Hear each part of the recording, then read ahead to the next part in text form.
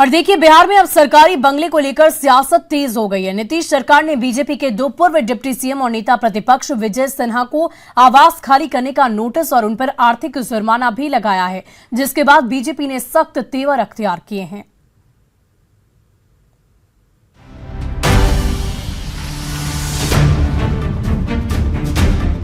नेताओं का सरकारी बंगले से प्यार जग जाहिर है। पार्टी कोई भी हो, हर नेता और मंत्री चाहता है कि उसका बंगला उसके पास ही रहे, और बंगला है कि बार बार राजनीति की दूरी बन जाता है। बिहार में भी सरकारी बंगला सियासत का केंद्र बना हुआ है।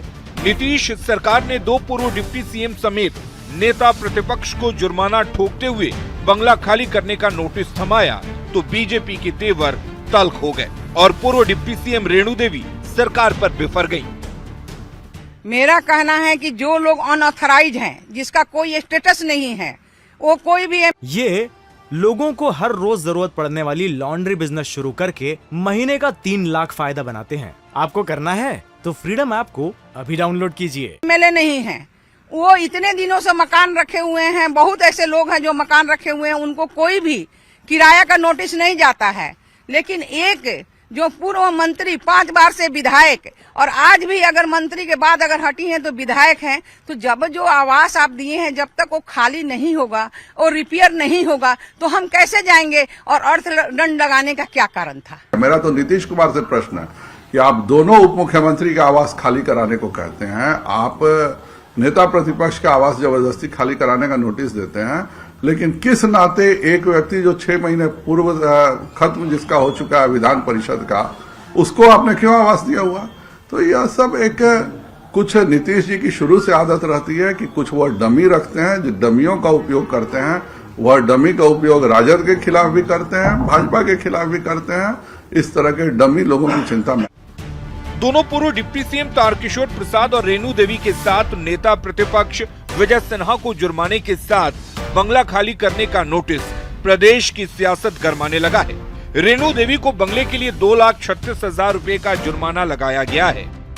उन्हें जो नोटिस दिया गया है रेणु देवी को, उसमें ये देखिए, यही जो आदेश जो चिट्ठी है वो जारी की गई है भवन निर्माण विभाग के द्वारा, और इसमें जो बताया गया है कि उसके अनुसार 15/8/2022 से लेकर 14/9/2022 तक 1 महीने का जो उनको किराया लगाया है वो दर है 7,892 रुपया, और गुना 30 करके ये होता है 2,36,760 रुपए। इसमें जो छूट उनको मिली है 1,26,277 रुपए का, यानी इनसे जो कटौती करने की बात है 1,26,277 रुपए। साथ ही ये भी कहा गया है कि अक्टूबर महीने में अगर ये खाली जब तक नहीं करती हैं तब तक 2,36,000 लगभग रुपए जो है वो हर महीने इन्हें देने पड़ेंगे। बीजेपी इस नोटिस को पूर्वाग्रह से बता रही है, जबकि भवन निर्माण मंत्री अशोक चौधरी इस नोटिस को नियम संगत बताते हैं। वो कहते हैं कि 30 गुना जुर्माना लगाने का प्रावधान जब हुआ तब बीजेपी कैबिनेट में थी। ऐसे भ्रम पैदा करने के लिए कुछ से कुछ बोल देना, ये तो अच्छा बात नहीं है। कल हम मंत्री नहीं रहेंगे, हमको एज एमएलसी ये क्वार्टर अलॉटेड है, हम कल एमएलसी नहीं रहेंगे तो हमको तो मकान खाली करके जाना पड़ेगा, और उसका एक प्रावधान है, बिल्डिंग लॉ है, पीडब्ल्यूडी बिल्डिंग लॉ है, उसके हिसाब से हमको 3 महीने तक मैक्सिमम रह सकते हैं। 3 महीने के बाद अगर हम रहेंगे तो ये लोग कैबिनेट के मेंबर थे जब ये कानून लाया गया था, बीजेपी साथ थी कि 30 गुना मार्केट रेट से 30 गुना ज्यादा आपसे पेनल्टी लिया जाएगा, तो पेनल्टी तो सबको देना पड़ेगा। सरकार नियमों का हवाला देकर नोटिस को तर्कसंगत बता रही है, जबकि बीजेपी का आरोप है कि ये नोटिस उनको क्यों नहीं जा रहा, जो ना तो मंत्री हैं और ना ही विधायक। वो किस आधार पर सरकारी बंगले में जमे हुए हैं। रेणु देवी का साफ कहना है कि जब तक उनके बंगले जो अलॉट किए गए हैं नहीं मिलते तब तक आखिर खाली कैसे करें।